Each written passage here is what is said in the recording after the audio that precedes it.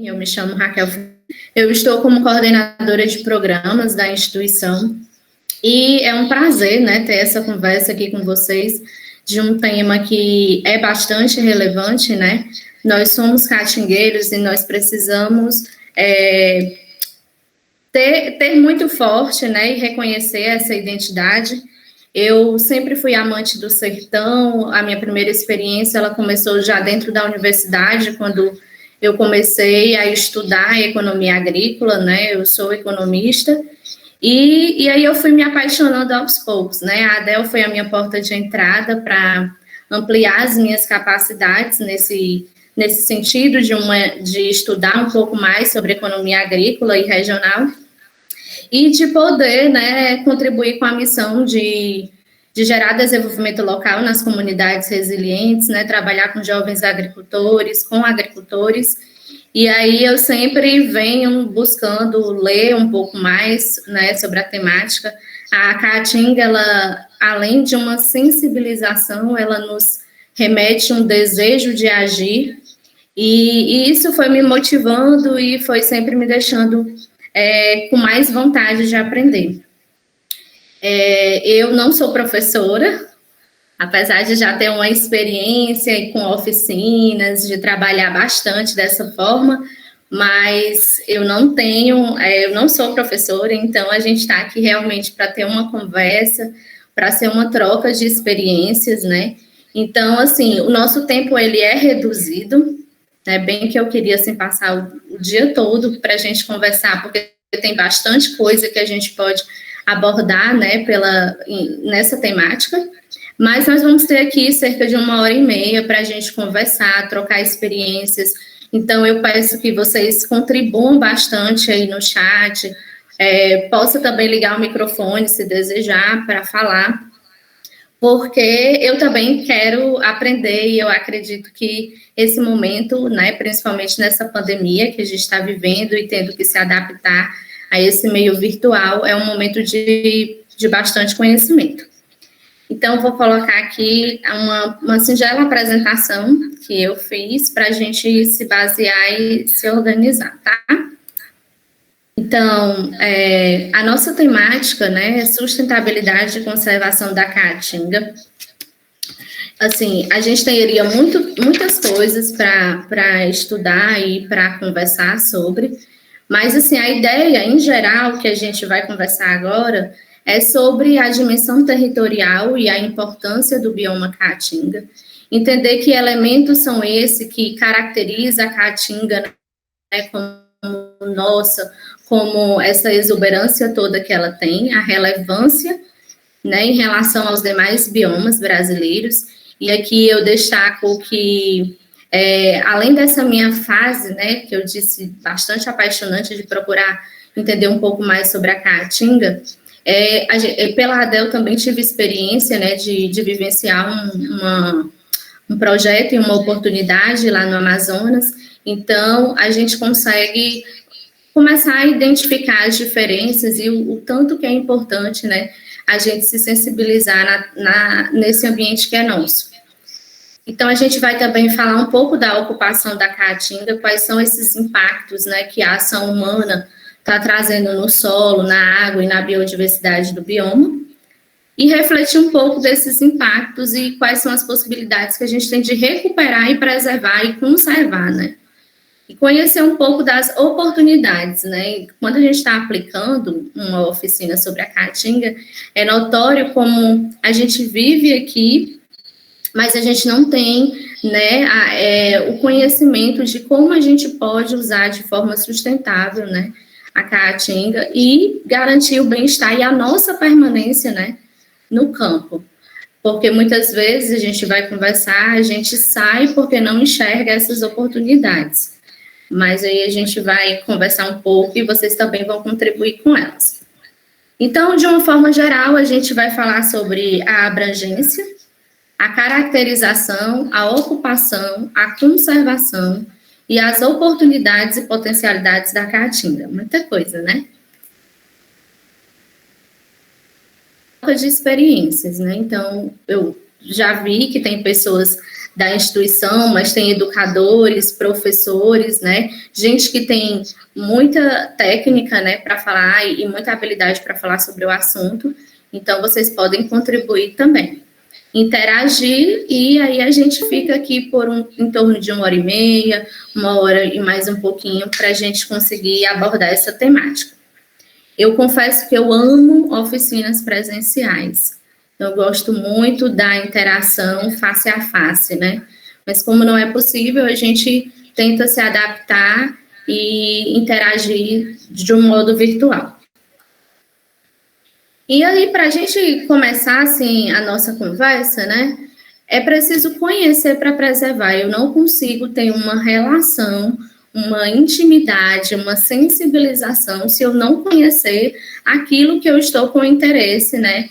E no caso de preservar. Então, vocês todos aqui, né, eu acredito que já ouviram falar da Caatinga, sabe que ela ocupa grande parte do nosso território, né, cerca de 10% da Caatinga no território brasileiro, e é exclusivamente brasileiro. Então, assim, grande parte do patrimônio biológico, ele não vai ser encontrado em nenhum outro lugar do planeta. Então, aqui vivem milhares de pessoas, né, que buscam o seu sustento e que precisam, né, preservar para poder continuar sobrevivendo. E aí, a importância de preservar traz o sentido do uso sustentável, a frase uso sustentável. E falando de sustentabilidade, né, que virou moda, muitas instituições, muitas pessoas falam em sustentabilidade, mas do que de fato é essa sustentabilidade, né? Então, a sustentabilidade, ela é nada mais, nada menos que nós refletirmos sobre as práticas ecológicas voltadas para o futuro, né? Em técnicas que possamos colher biomassa de modo permanente. Biomassa é essa matéria viva que é existente no ecossistema ou numa população, quer animal, quer vegetal. Então, a sustentabilidade, quando eu uso, né, quando eu faço uma prática sustentável, eu quero dizer que eu estou ocasionando um menor efeito negativo no meio ambiente, certo? Então, eu estou utilizando os recursos naturais de uma forma sustentável, eu estou permitindo a regeneração natural, né? Eu estou fazendo de forma equilibrada e harmoniosa. Quando essa sustentabilidade ela acontece no meio ambiente, também vem uma questão socioeconômica. Então, eu consigo ter uma sustentabilidade em todas as outras esferas, em todos os outros setores. E aí, essa parte é bem inicial, né, para a gente poder ir para as questões mais direcionadas. Conhecendo o bioma Caatinga, né, o que é um termo que a gente usa muito, né, e muitas vezes a gente fala sem saber, de fato, o que é um bioma, né. O bioma, ele é um conjunto de ecossistemas que estão interligados, ou seja, são espaços geográficos que compartilham características. Essas características, elas são físicas, biológicas, climáticas, abrigam um grande número de espécies, tanto de animais como de vegetais. Então, o que acontece? No nosso território, nós temos 6 biomas: Cerrado, Caatinga, Mata Atlântica, Amazônia, Pantanal e Pampas, né? E aí é onde vem o nosso interesse em conservar aquilo que é nosso, né? E aí a Caatinga, ela tem uma dimensão territorial. Peguei vários dados, viu, gente, do Ministério do Meio Ambiente, para também nos ajudar aqui na caracterização. Nós temos 850 mil quilômetros quadrados e abrange 9 estados, né? Então, nós temos Alagoas, Bahia, Ceará, Paraíba, Pernambuco, o sul e o leste do Piauí, Rio Grande do Norte, Sergipe e o norte de Minas Gerais. Então, essa é a dimensão que a gente tem da Caatinga. Em relação aqui às características, né, a gente já falou dessa parte aqui, eu queria só trazer um outro ponto, né, em relação à abrangência, que é a expressão polígono das secas. No final, eu vou falar um pouco para vocês sobre o nosso Rio São Francisco. E aí, eu vou citar essa expressão lá, né? Então, assim, vocês já ouviram falar nessa expressão? Alguém pode também contribuir, tá, gente, quando eu faço essas perguntas. Mas a questão do polígono das secas, ela faz referência ao clima semiárido, que é o clima, né, específico da região nordeste da Caatinga, e ela caracteriza-se por ter, o polígono das secas caracteriza por ter um clima quente, com baixa pluviosidade, ou seja, com pouca chuva, com temperaturas que variam de 24 a 35 graus. E tem duas, tá dando um eco aqui no meu. E com duas estações que nós identificamos, né? Como chuvosa e seca. No sertão, o inverno, ele é tão seco que nós chamamos de verão. E o verão, quando chove, é que nós chamamos de inverno. Então, há isso, né? Então, as primeiras chuvas, elas acontecem por ali, por volta de outubro a dezembro, são chamadas de trovoadas, chove pouco e com intensidade, né? Mas não são todos os dias. E ainda temos a dificuldade da absorção dessa água que cai do céu. Então, as chuvas que nós caracterizamos nesse período, por isso nós chamamos de polígonos das secas, elas apresentam chuvas irregulares, tanto em tempo como em espaço. Em tempo, porque nem todo ano chove, nem todos os meses chovem, e quando ocorre a chuva também irregular no espaço, é porque eu tenho um município, por exemplo, ou um bairro, ou uma comunidade, que está chovendo em um local e em outro não está.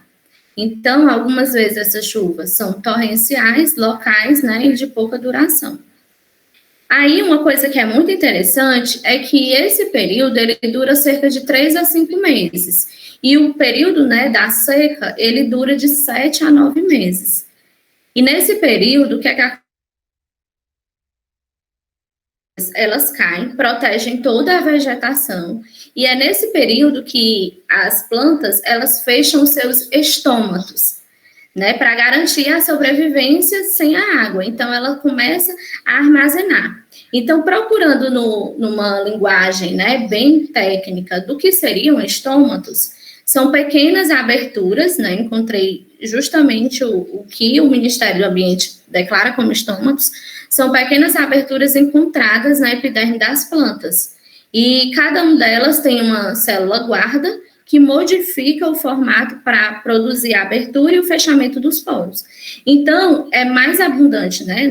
São abundantes nas folhas e eles abrem e fecham em resposta a esses sinais ambientais e fisiológicos, ou seja, nesse período, né, de seca, faz com que mantenha o balanço entre a perda de água e as necessidades de oxigênio e gás carbônico. Gente, isso é muito interessante, né? E aí eu fui pesquisar bastante sobre o umbuzeiro, que ele tem a raiz, né, ou que nós podemos chamar também de batata, que quando você, num período de seca, se você, né, tirar a raiz, tirar a batata, você consegue ter bastante água. Então, isso é uma forma de adaptabilidade, né, que nós temos, né, na nossa região e que a gente precisa entender um pouco mais dessas características. E aí, nós temos tanto plantas, né, que elas são consideradas, que é outro termo também utilizados, que é hipoxerófitas e hiperxerófitas, né? A hipo é verde, cresce em solo fértil, mais profundo são as árvores maiores. E a hiperxerófitas, elas são espécies que são mais adaptadas à seca, né, são mais rasteiras, que é o que a gente tem em maior quantidade, certo? E o ciclo de reprodução delas são bem ligeiros. Então, a gente viu nesse vídeo um pouco de algumas características, né, de fauna, de flora. E aí, nós temos aqui algumas coisas que eu trouxe mais para a gente ver a caracterização, mas se vocês lembrarem de outras, podem ir colocando aí. A palavra caatinga, ela é de origem indígena, né, ela significa mata branca, e por esse aspecto, né, que fica esbranquiçado, reluzente. Como a gente já falou, é o único bioma brasileiro, exclusivamente brasileiro, né? A gente tem 6 biomas, mas esse é exclusivamente brasileiro. A flora, ela é composta por 932 espécies vegetais, das quais 318 são endêmicas, e sendo as bromélias e os cactos as principais famílias de plantas da região. A flora, como eu falei, né, adaptada a condições áridas, são chamadas de xerófilas, adaptadas ao clima seco e a pouca quantidade de água. As espécies possuem folhas miúdas, cascas grossas e hastes espinhentas, que são adaptadas à evotranspiração. Então, a gente vai falar um pouquinho mais na frente também dessa característica, né, da proteção do solo e da água. Então, assim, as plantas, elas têm raízes tuberosas, né, que ajudam nesse armazenamento da água por longos períodos, por isso que uma coisa interessante é que se você sair, né, no sentido do Cariri, que é chamado de sertão verde, né, porque mesmo quando todas as outras regiões, elas já estão mais secas, lá ainda está verde, né, e aí você consegue perceber que está, né, a região esbranquiçada, mas alguém já percebeu que se chove, pronto, fica tudo verde novamente, né? Então, essa capacidade de adaptação, ela é muito presente.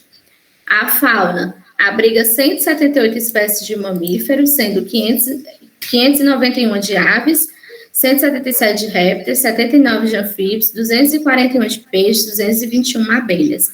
Eu trouxe essas referências, porque eu trouxe lá dos documentos do Ministério, mas para a gente conhecer um pouco mais mesmo. A caatinga, ela suporta vários anos de estiagem, né? Às vezes a gente pensa que pode passar um ano e não vai se aguentar, mas ela aguenta.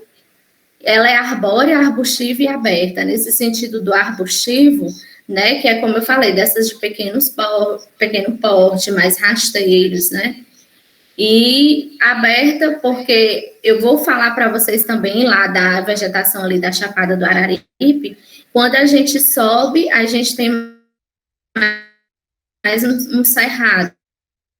A gente vai encontrar que a vegetação já se abrindo, né? Sendo mais aberta e uma caatinga maravilhosa. Então, elas são essas características.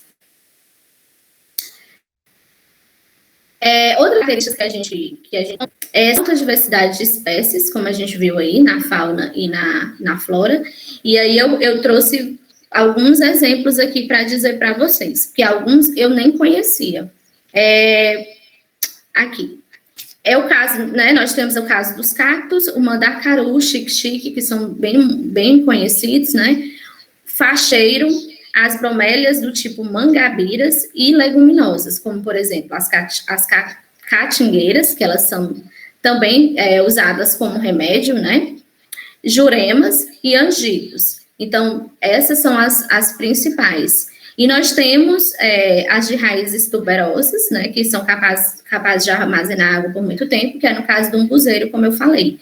E temos também aquelas que são muito forte a presença dela de manter as suas folhas durante todo o período de estiagem. Elas não caem com facilidade, que é no caso do juazeiro. Então, gente, essa questão da heterogeneidade e da adaptabilidade, ela é muito importante. E portes baixos, né? Porque, assim, a gente tem uma característica que essas plantas com portes baixos, elas também nos ajudam na questão da adaptabilidade, porque ocorre um balanço hídrico, né? Elas não precisam de muita água, ela tem uma menor necessidade de alimento, então também favorece ao clima, né? E nós temos vários tipos de animais que estão presentes na caatinga, alguns em extinção, né? A gente vai falar sobre preservação, mas nós temos como exemplo o veado catingueiro, a jararaca, o tatu-bola, que é um dos que estão em extinção, preás, avoantes, cobras, entre outros, né? E essas espécies, elas são presentes mais aqui no bioma da caatinga. E é isso. E aqui em relação à proteção do solo, né? Por que é uma característica muito importante? Porque, assim, eu falei para vocês em relação à vegetação. Então, a gente tem uma capacidade de proteger o solo com as folhas das próprias plantas, que elas caem quando está na estação seca, elas caem e decompõem-se na estação chuvosa. Então, essa cobertura que é feita com a queda das folhas, elas mantêm a umidade, favorece essa conservação de vida, como, por exemplo, para os fungos, para as bactérias, para as minhocas, para os insetos. Então, qualquer mudança que a gente faz nas espécies da caatinga, a gente está prejudicando essa característica em especial que ela tem, que é a questão da proteção do solo. Outra característica é a proteção da água, né? E eu achei bastante interessante como que funciona, porque essa proteção das fontes, né, superficiais, ela é feita pelo sombreamento da copa da vegetação. Então, a proteção das fontes subterrâneas, elas são feitas pela vegetação que está fechada, né? Então, a gente precisa manter intacta, né, todas essas espécies. E aí a questão a gente vai falar de um processo de reflorestar, né, de recatingar, e aí é importante que a gente tenha sempre as espécies nativas, né, existentes. E a adaptação das espécies nativas, que é a última característica que tem aí, né? Tem vários fatores de adaptabilidade, né? Tanto na cor, como no metabolismo, no próprio ciclo vital. E aí eu peguei algumas aqui para vocês. Folhas pequenas, textura encouraçada, perda das folhas na estação seca, né? Que é esse processo que eu falei para vocês, que as folhas, elas cobrem a vegetação. Cascas claras, que essas cascas claras, elas ajudam, né, para não aquecer o tecido das plantas, armazenamento de caule, de água no caule, floração e frutificação, sementes que amadurecem na estação seca e animais que se adaptam à estação em fase de ovo. Muita coisa. E aí, eu queria saber se vocês têm mais alguma característica que eu não consegui colocar aqui para compartilhar. Eu sei que tem gente aí que é bem especialista no assunto, então me ajuda. Eu só sou uma curiosa no assunto. Alguma característica, gente, que eu esqueci de dizer?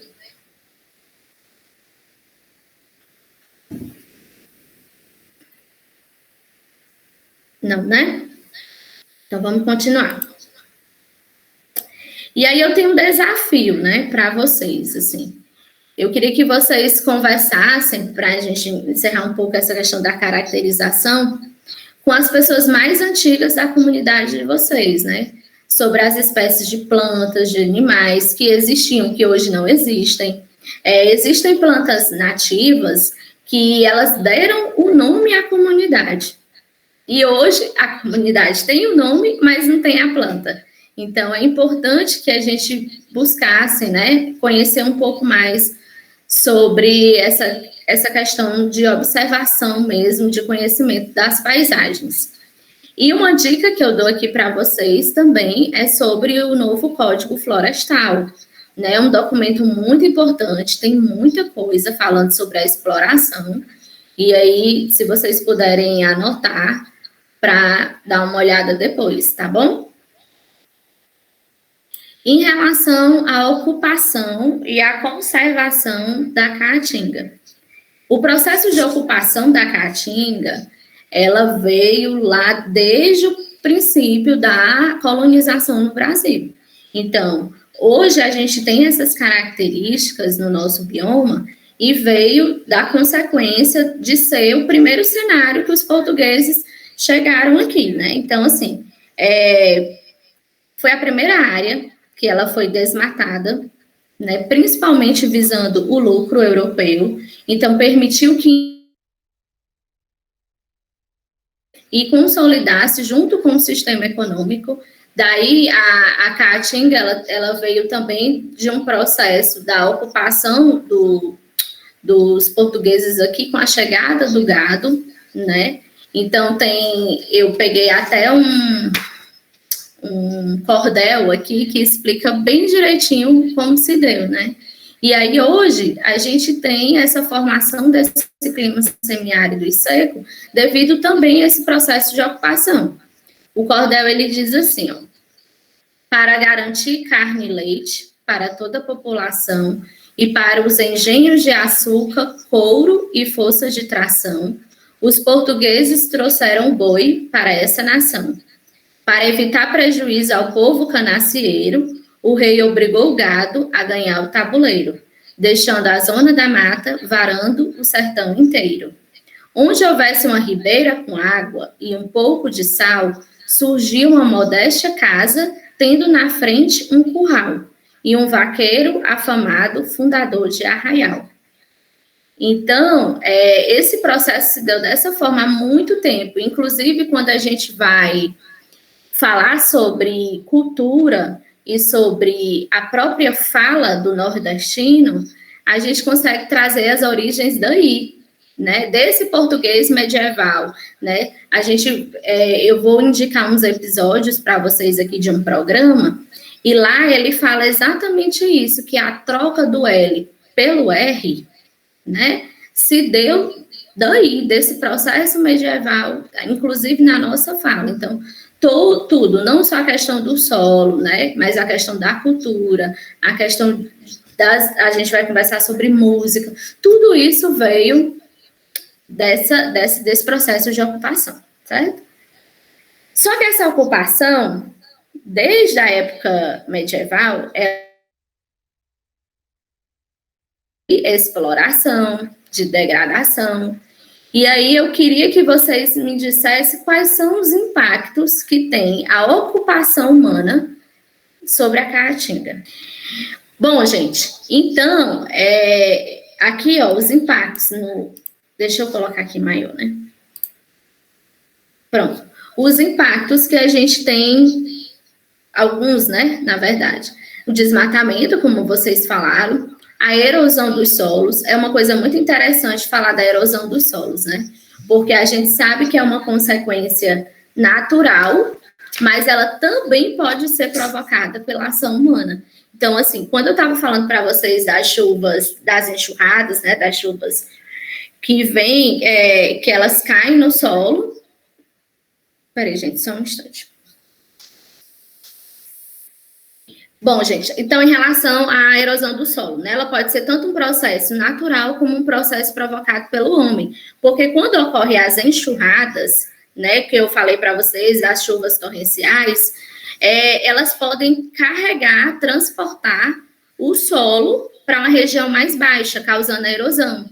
Mas, muitas vezes, essa ação ela é provocada, e não só desencadeando, né, levando à desertificação, mas não só desencadeando por uma ação natural, né, da chuva, de água, de vento, de gelo, não necessariamente apenas natural.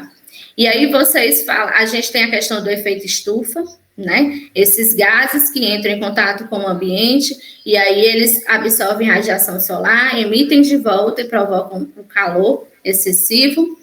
Essa questão da extinção da biodiversidade, que a gente vai ver várias espécies de animais que não existem mais. Extrativismo vegetal e mineral. E aqui eu tenho artigos falando sobre cada um deles, né?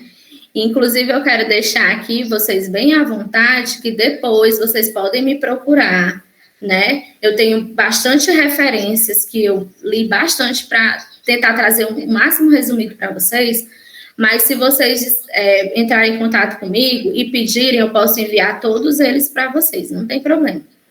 Então, assim, a questão da retirada da madeira, do carvão e da lenha, né, que caracteriza aqui o extrativismo vegetal e mineral, eles estão sendo feitos além da capacidade de regeneração natural. Por isso que ele é tudo excesso, né? Por isso que está acontecendo ele é um impacto, né? E aí ele deixa, né, com certeza, o solo sem reservas de minerais, causa empobrecimento e torna menos fértil. Então, uma ação pode desencadear diversos impactos que muitas vezes são irreversíveis. A questão da agricultura intensiva, né?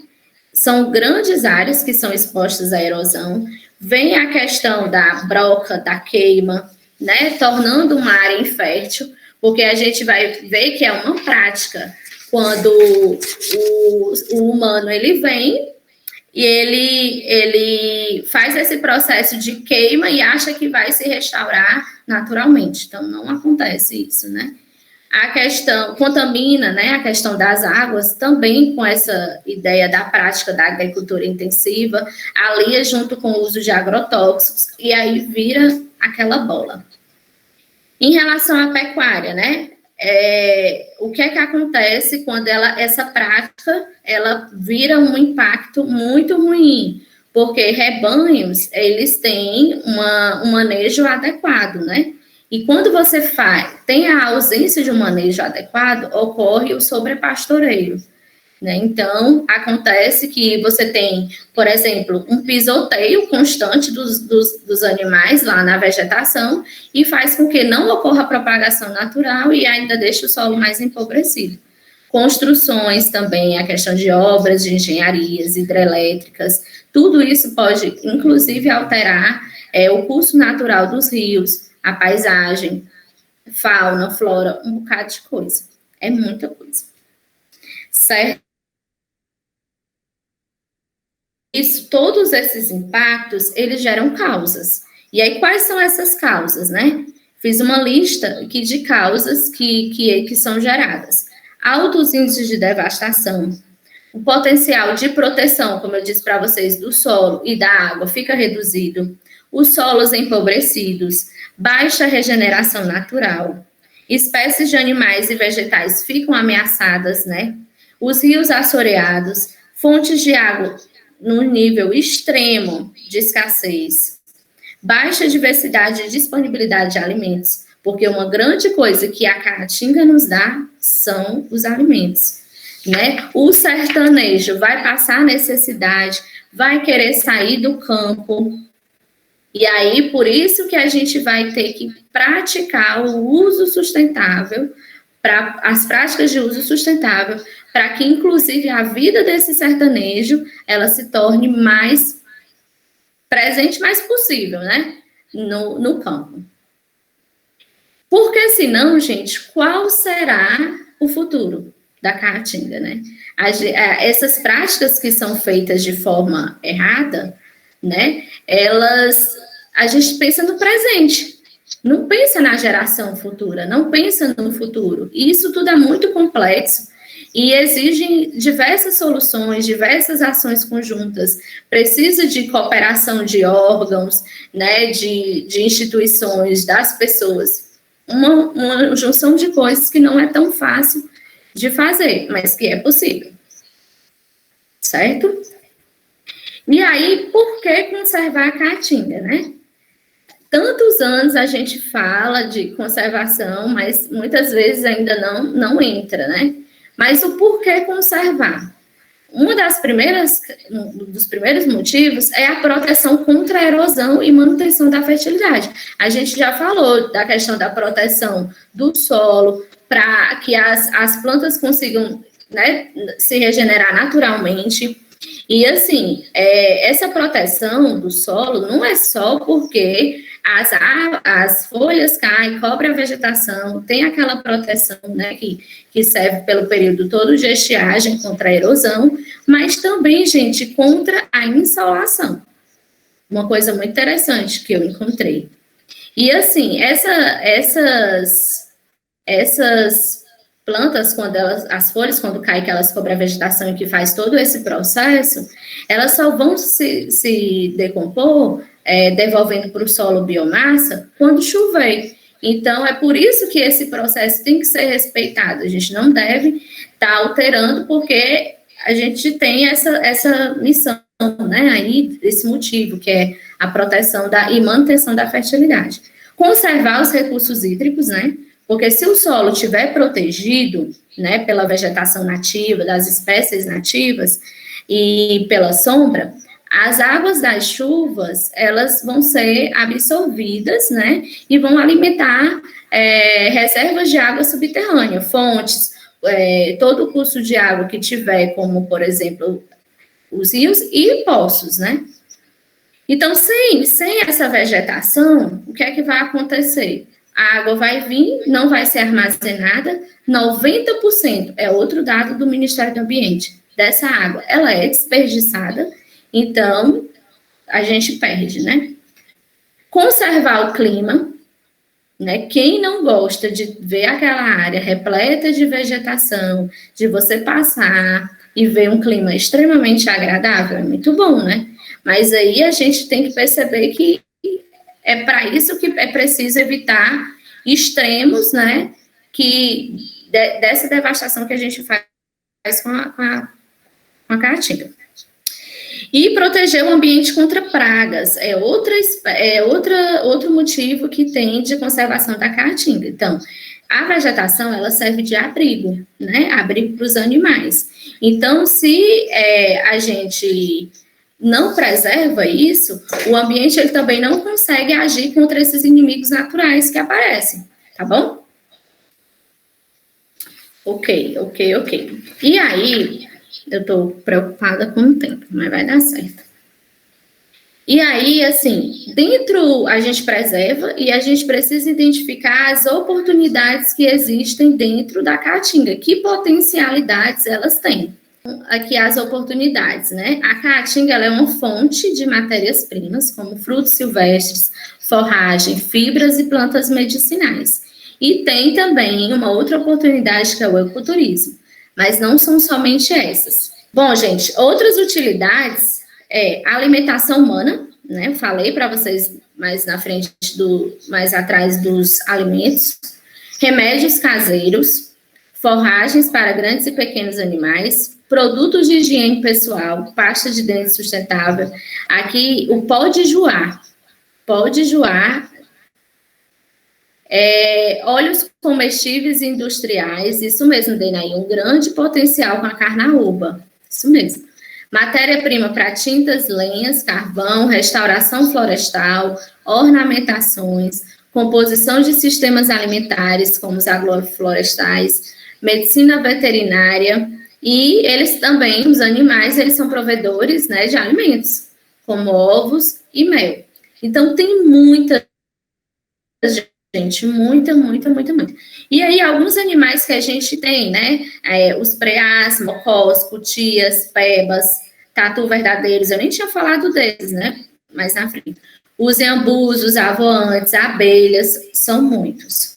E nós usufruímos de tudo isso que a natureza nos traz, né? É uma questão mesmo da gente perceber que a exploração está sendo inadequada, insustentável, está gerando a extinção, né, das espécies e, no final de tudo, quem vai perder somos nós, né? Se não valorizarmos, não vai ter mais uma questão de sobrevivência, nem para nós, nem para as outras espécies. E aí eu trouxe algumas utilidades das plantas, né? Alguns exemplos. Ornamentais, madeireiras e energéticas, os tipos de plantas, né? Fontes de óleos, ceras e fibras. Aqui, ó, nas frutíferas, o umbuzeiro, que a gente tinha falado, juazeiro, mandacaru. Medicinais, angico, aroeira, cedro, cumaru, higiene corporal. Então, tudo isso para restauração florestal, que a gente vai falar mais adiante. Barriguda, canafístula, cumaru, mofumbo. Então, é isso. Então, essas plantas, né, esses vegetais, animais, as utilidades para nós, é o que faz com que a gente perceba a importância que a caatinga tem para o Nordeste, né, para os povos sertanejos. A gente tem que desmistificar, galera, essa história de que no Nordeste nós só temos fome, seca e miséria. Não é. E aí, mais na frente, quando eu for fala geral, a gente tem uma riqueza que se nós não temos. E aí, ó, sem a caatinga, o calor aumenta, a erosão, a infertilidade do solo, as chuvas são menos constantes, há menos reservas de água, menor produção de alimentos, constante ataque das pragas, né? E se a caatinga não for preservada, ela vai se tornar um deserto. poderá se tornar um deserto. Então, é preciso valorizar, preservar, ampliar suas riquezas naturais, pois todas as formas de vida dependem da existência dos biomas. E aí, o que você pode fazer para ajudar a mudar essa realidade? Né? Porque a gente fala do que vai acontecer, mas o que é que nós podemos fazer? Como podemos utilizar os recursos sem esgotá-los? Como retirar a madeira para usar no fogão, a lenha, sem desmatar? Como extrair produtos alimentícios da forma adequada? Como coletar as partes das plantas que vão servir de remédios naturais sem causar devastação? Porque nós precisamos também. E tudo isso só vai ser possível se a gente tiver um manejo adequado e sustentável. E, acima de tudo, a gente se sensibilizar com a causa. Eu pesquisei bastante, gente, sobre o manejo adequado e sustentável, também sobre reflorestamento. Então, existem várias etapas, né, que caso já tenha se devastado e você queira, né, restaurar o bioma, os manejos, fazer os manejos, e inclusive eu tenho esse material. Então, se tiver algum pesquisador aí, né, dessa temática, vocês me chamam, tá? Para eu compartilhar, porque aqui o tempo é bem reduzido mesmo. Então, gente, uns princípios básicos para o manejo adequado e sustentável, primeiro, eu queria dizer assim para vocês, ó, 62% das áreas sujeitas à desertificação estão em zonas ocupadas pela caatinga. Aqui não tem só cearense, mas a maior parte que está devastada é no Ceará. Grande parte dessa área já se encontra bastante alterada, e menos de 1,5% do bioma é protegido por unidades de proteção integral, como parques, reservas biológicas, estações ecológicas. Então, assim, a gente precisa, inclusive, né, de mais órgãos de proteção, porque menos de 1,5% do bioma é protegido. Precisamos desenvolver a consciência, né, de se evitar a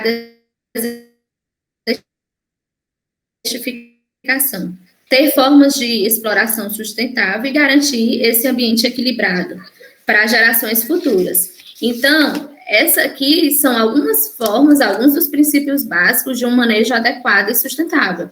Então, primeiro, colheita sem destruição da base produtiva, né? A retirada de madeira, por exemplo, ela deve ter um plano de manejo florestal, com cortes seletivos, né? Quando as árvores estiverem com um diâmetro adequado, nunca desmatando em grandes extensões, que é algo que a gente não vê fazendo esse manejo adequado. A retirada de mel deve ser realizada sem que haja destruição do enxame, né? Não provocar queimadas nos locais onde os animais vivem, porque num certo momento, aquilo também serve de alimento, né? O mel serve de alimento para a abelha. Então, assim, não há, né, essa necessidade dessa caça predatória, né? Então, é preciso seguir alguns passos, que também tem lá no site do Ministério, que eu vi, meio assim, mas em alguns documentos, a forma que você pode fazer a colheita sem destruição da base produtiva. Colher apenas a quantidade necessária, sem afetar a reprodução da base produtiva. Aí um exemplo que tem, você respeitar o fluxo e o tempo necessário de reação de cada espécie. Por exemplo, se eu tenho uma árvore que necessita de um prazo de 10 anos para cortada naquele diâmetro recomendado, o ideal é fazer o corte de 10 em 10 anos. O que acontece é que não é respeitado esse período, né? Por exemplo, no caso das abelhas nativas, é necessário retirar apenas uma parte da produção, né? Para evitar a eliminação total da colmeia. Criar condições para que a reprodução possa acontecer. E isso deve ser respeitado, o ciclo de reprodução de cada espécie, né? Vegetal, animal, né? Todos eles têm um ciclo de vida. E o manejo sustentável, ele exige um conhecimento, né? Tem aqui a Jéssica, que é agrônoma, eu sei que muitos outros devem ser aqui, mas que eu conheço, que deve saber que tem que ter uma relação com a natureza para fazer um manejo sustentável, né? Precisa ter um nível de conhecimento, além de uma sensibilidade dos ciclos de vida para poder respeitá-los. Senão, não vai dar certo. E aqui, ó, eu trouxe algumas ações, né, em relação ao mel de abelha, a madeira, a caça, a forragem, que pode ser feita, né, que são considerados como manejo adequado. Então, por exemplo, aqui, ó, na madeira, fazer o corte seletivo com medida recomendada, proteger as plantas pequenas de rebanhos, deixar plantas matrizes, nunca descascar um tronco inteiro de uma árvore. Então, tem várias coisas aqui na forragem, ó, retirar o excedente da produção de espécies nativas. E aí é um processo, Raquel, não tem mais as espécies nativas, então vamos recatingar, né? E essa consciência do manejo sustentável, e outra coisa, ela não precisa ser apenas no meio acadêmico, né? Para quem estuda sobre o tema. Porque, como eu disse para vocês, eu sou uma economista, eu vim amar pelo meu trabalho, que hoje eu desenvolvo junto com a Adel, mas muitas coisas eu sou curiosa em pesquisar, né, e ir atrás de descobrir. E isso deve estar, gente, inclusive, dentro da grade curricular. A Adel, ela tem um projeto do programa Jovem Empreendedor Rural, dentro das escolas, e uma das temáticas que a gente leva para os estudantes é a caatinga, né? Porque não adianta, né, esperar sair, ir para uma universidade para poder entender. Eu foi assim, eu tive que adultecer, vim para nós precisamos levar essa informação para eles, né, essa educação ambiental para eles, mas nós profissionais precisamos estar a par do conhecimento, né, e da prática, porque é uma junção, né, é o conhecimento empírico, né, o saber do campo, que a gente só vai ter se for para a prática e ouvir o homem do campo, e o conhecimento que a gente encontra na academia e em outros lugares.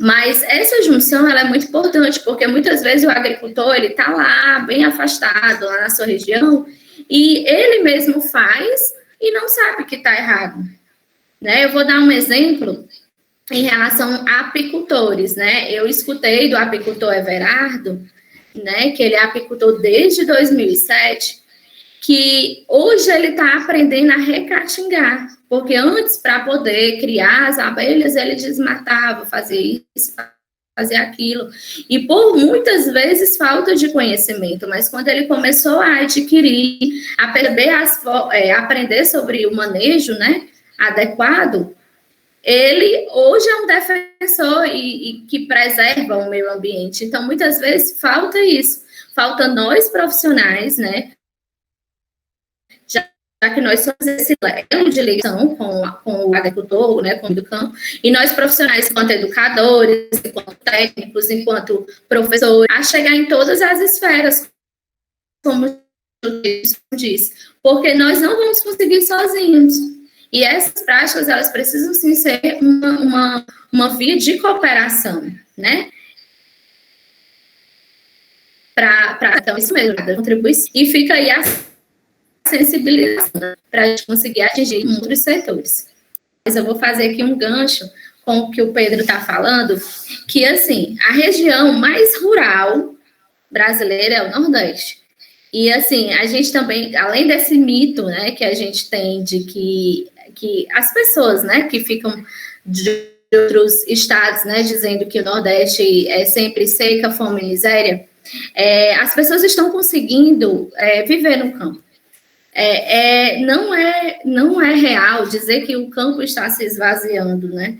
E isso é possível devido às tecnologias sociais, né, que estão cada vez mais aparecendo. E aí essas tecnologias, elas vão permitindo a diferença na vida da cena, aí está falando, né? Outra estratégia, a questão dos biodigestores, né? A Adele postou recentemente, né?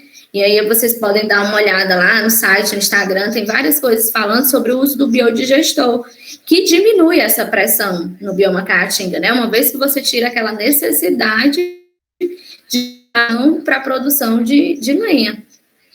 Então, assim, nós precisamos de tecnologias para tornar essa vida viável, né? Para que as pessoas elas percebam que elas podem conviver com o campo, que elas podem continuar no campo, né?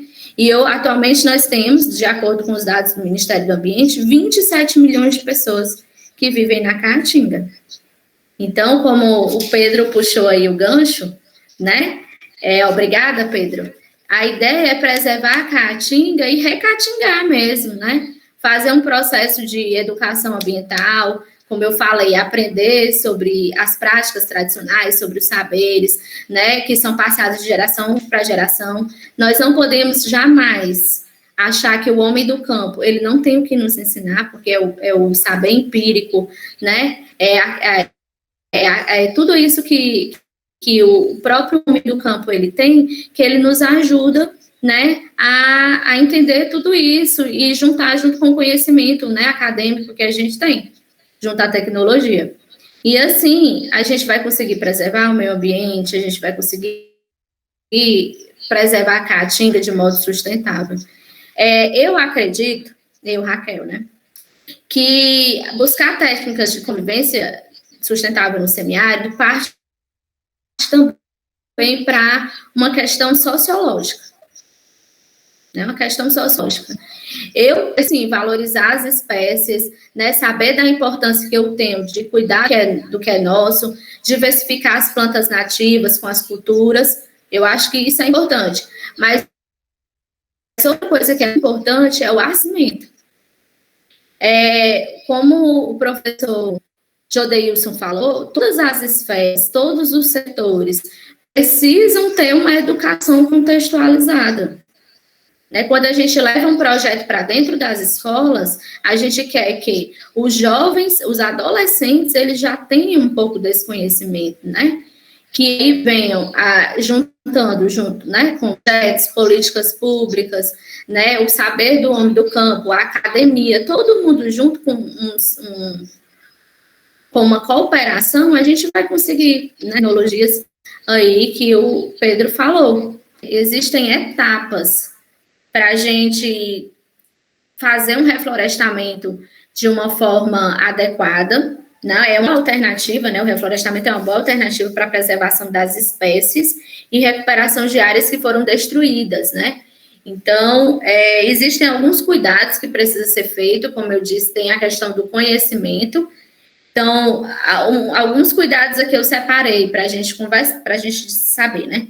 Primeiro, proteger as plantas e os animais nativos que ainda existem na Caatinga, evitar práticas de queima, além de manter os rebanhos de animais de grande porte afastados, né, como a gente tinha visto, recuperar a diversidade ecológica da Caatinga, né, nós temos que semear o maior número de espécies nativas, uma vez que elas são adequadas ao clima e às condições locais. Olha, as sementes e mudas devem ser colhidas na região e preparo de mudas no local que está sendo recuperado. Adotar manejo adequado para o extrativismo, agricultura, pecuária. Utilizar quantidade adequada. E o reflorestamento, ele pode ser iniciado em qualquer tipo de solo, certo? Em terras que não estão sendo utilizadas com nenhum tipo de plantio. E existem aqui as etapas, eu vou só falar bem rápido para vocês, mas como eu disse, vocês podem me pedir essas etapas. A primeira etapa aqui é a escolha de plantas adequadas para a restauração, e um ponto que eu gostaria de dizer para vocês é que existem as plantas pioneiras, né, que elas surgem no início do processo para cobrir o solo degradado, recuperando a fertilidade e preparando o terreno para as plantas secundárias. Então, esse processo de escolha das plantas adequadas, elas têm o valioso papel de proteger o ambiente. Então, a gente tem, por exemplo, as leguminosas, que elas são especialistas em recuperar um solo que é degradado, como, por exemplo, cunhã, feijão guandu, feijão de porco, crotalária, tem algumas que eu não conheço, lab-lab, mas esses são as principais, né? Quem quiser falar sobre outras também podem. E aí, nesse processo de reintrodução das espécies nativas, uma coisa muito interessante foi aquilo que eu disse, né? Que algumas comunidades, alguns municípios não tem mais nem a espécie nativa que deu origem ao nome. Então, é importante, né, para ser restaurado. A primeira fase de restauração consiste em colocar as pioneiras rasteiras, né? Por exemplo, cipós, ervas, gramíneas, cactos, bromélias, árvores como jurema preta, jurema branca, angico, pereiro, mororó. Depois disso, né, que já tiver com a cobertura, aí a gente vai para a fase posterior à restauração, que aí tem, no caso, ameixa, pau d'arco, pau branco, oiticica, cumaru. Então, essa diversidade, ela permite, com essas etapas, que o reflorestamento aconteça. Então, existe aqui um documento enorme falando sobre isso, falando também sobre a recuperação das matas ciliares, né, que ela é um grande desafio também, e existem situações que alteram o curso da água, né, natural, perene e intermitente. Por isso que o Código Florestal, ele institui algumas faixas de recuperação das matas ciliares, né? Então, quando a fonte tem uma largura de até 10 metros, a faixa de preservação é 30, e essas áreas de preservações permanentes, né, que inclusive o Tiago falou, né, uma pena os cursos das águas efêmeros não serem obrigados a ter, né, uma área de preservação permanente, é muito importante. E aqui a gente tem o Código Florestal instituindo, né, algumas faixas estabelecidas como áreas de preservação permanente, mas nem todos cursos de águas realmente têm não, viu, Tiago? É uma pena mesmo. Bom, gente, a minha apresentação estava passando, não estava, nem percebi. E aí, ó, eu trouxe uma lista de plantas para a gente finalizar, consideradas espécies do bioma, muitas plantas, né, que a gente pode ver. Algumas dicas de curta-metragem, eu posso passar essa apresentação para vocês assistirem, documentários, leituras, uma listagem enorme de referências que eu também tenho. E aí, para a gente fazer um resumão, que eu sei que eu falo rápido, mas é porque me deram 1h30, tá dando 1h35.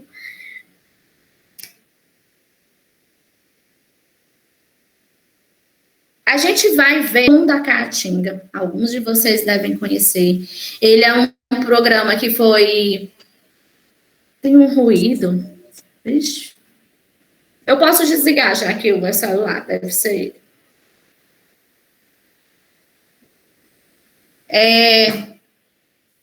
Tá me ouvindo melhor agora? Esse programa, Tom da Caatinga, ele foi produzido em 2009 pela TV Caatinga, do canal Futuro, certo? São 5 episódios, gente, maravilhosos de assistir, então me permitam indicar isso para vocês. Fala sobre ecologia, sobre sertanejos e sertanejas, seca e êxodo, um sobre São Francisco e outro sobre fé e festas, tudo da nossa Caatinga. E uma coisa muito legal que eu também digo para vocês, é muita coisa, né, para vocês, porque é para passar o dia todinho. A gente tem a Reserva da Biosfera da Caatinga, que foi criada em 2001, envolve 10 estados do Nordeste, abrange uma área de 189 mil quilômetros quadrados. Essas reservas da biosfera são áreas de ecossistemas terrestres ou costeiros que são reconhecidas pelo programa O Homem e a Biosfera, que foi criado pela Unesco. Então, pesquisem também sobre essa reserva. Ela tem o objetivo de conservar a biodiversidade local, combater a desertificação, promover atividades sustentáveis e realizar estudos sobre o bioma. Então, aí, Pedro, o pessoal que é mais pesquisador, né, Tiago, o Gabriel e Deilson, né, Jodeilson, deem uma olhada, né, nessa questão dessa criação dessa reserva, tem muitos estudos lá, tal. E aí, a gente não pode deixar de falar de Caatinga e deixar de falar de nomes, né, ilustres que fizeram parte dela, né. No campo da nossa cultura, a gente tem aí Luiz Gonzaga. Eu comecei essa oficina com a música Festa na Caatinga. Então, assim, essas leituras e essas músicas, gente, são muito gostosas de ouvir, trazem uma identidade que a gente precisa também reconhecer. Então, Festa na Caatinga é uma música que começou aqui, né, para quem chegou de início, que traz bem essa questão da essência, né? Tem Luiz Gonzaga, tem poetas, né? Zé Dantas, Humberto Teixeira, Patativa do Assaré. Então, é preciso que a gente também valorize o nosso local dessa forma. As nossas culturas, né? Tipo, o professor Pedro falou aí do milho, feijão, algodão, mandioca, mamona, umbu, caju, carnaúba. Tipo assim, não é permitido que um nordestino, que um sertanejo não conheça as nossas culturas, e eu vou me enquadrar, que eu passei a amar e a procurar mais, né, depois. Então, a gente precisa realmente, né, como o Deus falou, de estar antenado, de estar com conhecimento bem ligado. Tem um grupo de dança que também traz muita coisa legal nas músicas, que chama-se Cabaçal, dos irmãos Anaceto. Nesse programa, vocês também vão conhecê-los. Sobre o forró, chachato, shot, é tudo nosso, é tudo daqui. A questão do São João, do reizado, né, da música, da fé, remédio de pé de jurema preta. Eu nunca tinha escutado falar. Da caatingueira eu já tinha escutado, mas pé de jurema preta como remédio, não. Então, assim, são coisas que a gente precisa realmente conhecer. E aí, outro livro que eu indico para vocês é um ícone, né?